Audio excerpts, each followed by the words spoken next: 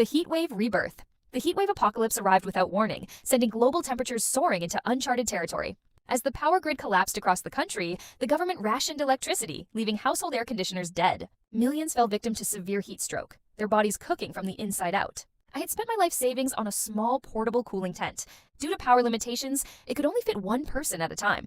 My family and I agreed to take turns, one day at a time. But by the second day, they stole my turn. First, they gave my slot to my younger brother. Second, they gave it to my mother. By the third day, I died of heat stroke. When I opened my eyes again, I was back in my bedroom, exactly 1 week before the world went to hell. This time, I woke up with the sensory swapping system. The first thing I did after my rebirth was shut down every assembly line at my food processing plant. I took all the rice, flour, grain, and oil from the factory and locked them away in our storage vaults.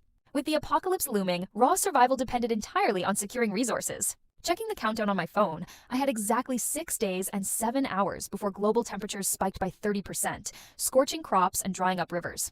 At that point, anyone with food and water would become a prime target. Simply having supplies was not enough. I needed an absolute fortress.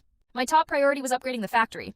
I expanded the main warehouse, installed an independent solar power grid, and dug deep to place a heavy-duty underground water filtration system. Every production line was cleared out, and raw ingredients were categorized and secretly moved into cold storage and reinforced vaults. Finally, I hired a high-end security firm to install a defense system. With my safe house ready, I turned to the remaining supplies.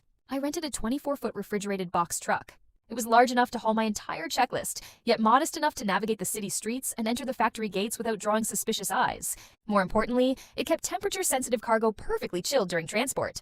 I bypassed local supermarkets and wholesale markets, which were too crowded and lacked the bulk items I needed. Instead, I drove to a massive warehouse club on the city outskirts and bought vacuum-packed rice, flour, grains, frozen meats, and canned goods in bulk.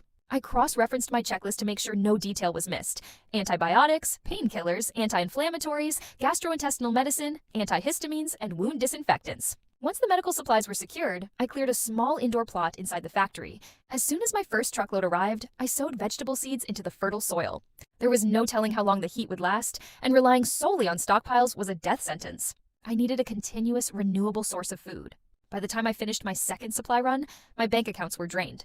Running a private factory meant most of my liquid capital was tied up in unpaid invoices. So I liquidated my stock portfolio and sold my family's ancestral home far below market value. With the cash, I covered the factory roof with high-efficiency solar panels, adding several industrial-grade diesel generators capable of running for years. I also purchased an encrypted military-grade radio transmitter